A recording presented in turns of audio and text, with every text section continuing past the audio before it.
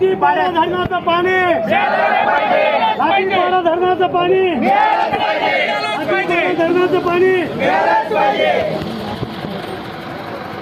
जय जवान जय किसान. शेतकरी एकजुटीचा, शेतकरी एकजुटीचा. शेतकरी